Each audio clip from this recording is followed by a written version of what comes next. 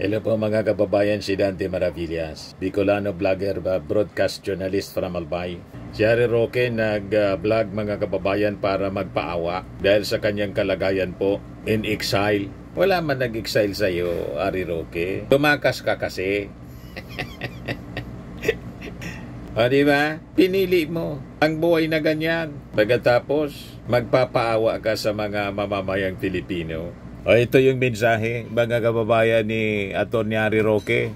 Ngayon pa lang, 6 hours ago. Well, una-una po, hindi po tayo nakapagtrabaho. Mahirap po ang aking kalagayan. Well, una-una po, hindi po tayo nakapagtrabaho. Nabubuhay po tayo sa counting savings natin na alam naman natin na mauubos na rin. Pangalawa, nawalay po ako sa aking 2 anak. Alam niyo ba, sa 1 taon, 1 araw at kalahati ko lang nakita yung aking 2 anak.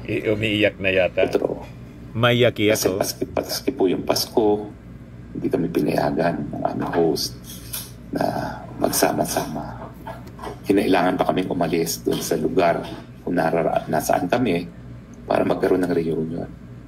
Pero sandaling-sandali lang po ang pagkikita namin.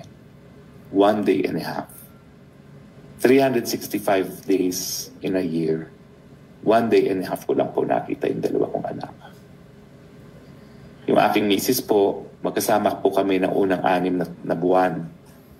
Nagkita po kami matapos ng 3 araw. Nung ako'y umalis ng Setyembre 4, noong Setyembre 11 pala, mahigit pa sa 3 araw, na-reunite naman po kami.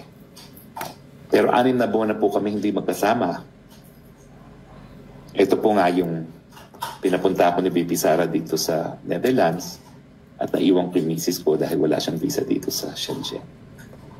At hanggang ngayon po, hindi ko alam kung kailan makikita ang anak ko o ang aking misis. Dahil aking misis nga po, gaya na aking sinabi, binigyan ng visa, revoke naman. Ang aking mga anak, hindi ko po alam kung makakakuha ng visa. Ngayon, sabi ng mga nag-react, sabi ni Jojo Castillo, deserve mo yan. deserve mo kasi. Wala ka kasing ginawa, kundi bumanat sa gobyerno. Mabuti kung wala kayong ginagawang kalukuhan. Ayan, naging puganti ka tuloy. At bang puganti ka, wala kang tigil sa pangangadyaw. Ayan o.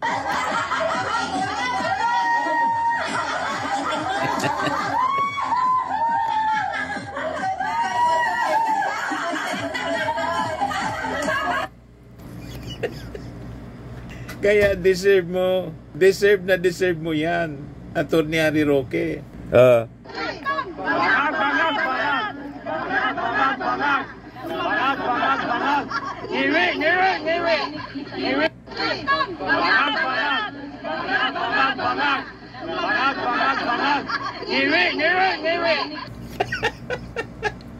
Pagkatapos, ito ngayon yung sinasabi mo, paawa ka. Ang saya-saya nga ninyo dyan, ituloy lang ninyo ang mga bangag-bangag ngiwi-ngiwi.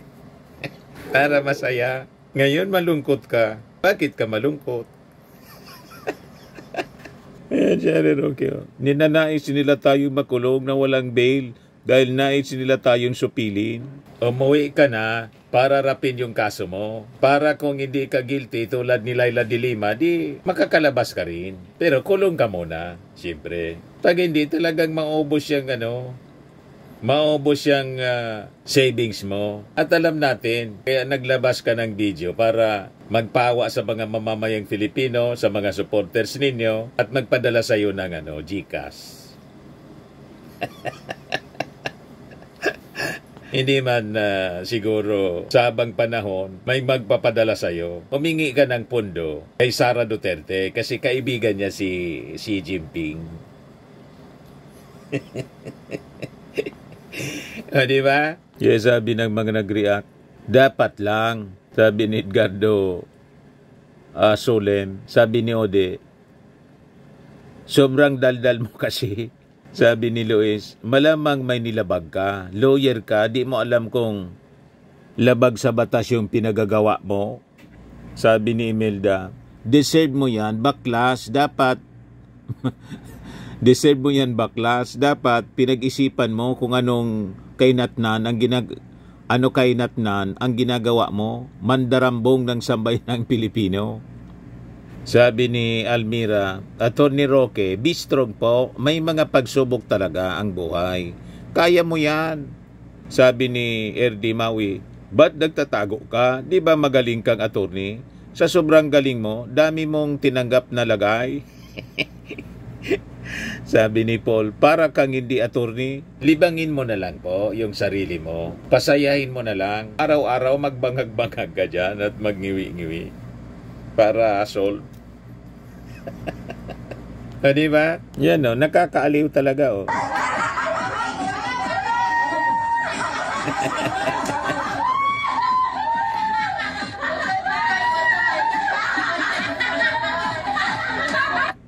O, diba? Pagkatapos ngayon, mangiyak-iyak yung mukha mo.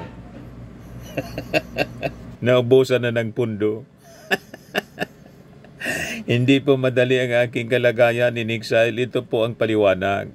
Parang gusto mamalimos mga kababayan sa mga followers niya. Malamang yun ang intensyon, magpaawa para magpadala ng financial support sa kanya para makapag-ngiwi-ngiwi. Patuloy sa kanyang pag-ngiwi-ngiwi, bangag-bangag. Sabi mo, nag-apply ka na para mag-practice ng profession mo dyan. Wala na sigurong maniwala kasi sinira mo na yung buhay mo. Sinira mo yung reputasyon mo. Wala na sigurong kumukuha sa'yo bilang abogado o kaya magturo. Yan ang kwento mo, di ba? Na nag-apply ka na. Wala nang magusto. Wala man talagang magugusto sa mga pinapakita mo po. Parang tumalsik na yung tornilyo po sa ulo ninyo. Lumuwag. Ano ba? Saan ka nakakita ng abogadong ganyan kung umasta? Wala pa akong nakita. Ikaw lang po. May abogadong ganyan.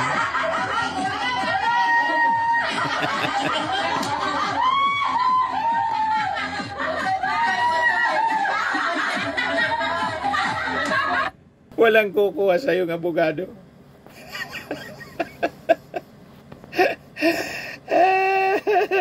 O ngayon, ito yung latest sa kaso ni Digong. Ready daw yung counter evidence ng kampo ni Digong para sa pre-trial sa ICC.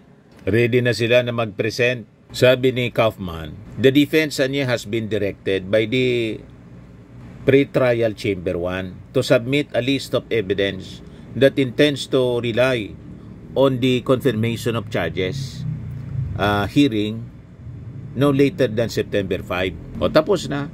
September 7 na ngayon. A list of evidence niya has been prepared by the defense. The items of evidence on the list support arguments challenging various legal aspects of the document containing the charges. However, Kaufman also reiterated the defense position that pending petition must be resolved before the confirmation of charges. Though hindi niya sinabi kung ano yung mga petitions, the defense has to request the interim release application and the jurisdiction challenge.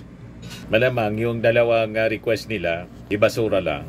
Yung interim release, tapos yung jurisdiction challenge na ang ibig sabihin, walang jurisdiction ng ICC. Kaya dapat pauwiin na si Digong. Malabo po, Malabong malabo. Kaya sabi ng mga netizen, sabi ng good governance supporter, good luck. Sabi ni Stasio Albino, no matter how intelligent Duterte Council are, if the evidence is strong, your intelligence means nothing. Sabi ni Localex, ano ang counter evidence ang ipapakita nyo? Bulok na abogado. Hinihigop mo lang ang pera ni Digong. Sabi ni Saul Goodman, counter evidence equals joke lang lahat ng sinabi niya noon. Sabi ni Alvin Bravo, excited na kaming mga DDS na makita kung paano sampalin at sipain ni Tatay yung mga judges. Yun talaga yung kaabang-abang. O ngayon, sa iba pang kwento mga kababayan, sabi dito sa report ng News 5, paglipat sa ibang sektor ng pondo sa flood control, isinusulong ni SPChis. Malamang hindi na yan mangyaring isusulong po ninyo kasi ang balita, ikukodita na kayo ni Tito Sen. Papalitan daw mga kababayan dahil sa kontrobersya sa flood control. Sa insertions po.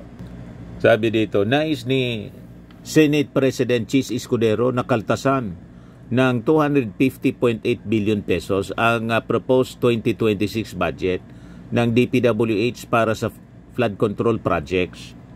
Sinusulong niya na mailipat ang pondo sa sektor ng edukasyon, kalusugan at produksyon ng pagkain. Di ano yan, Mr. Maravillas, masasabi mo yan?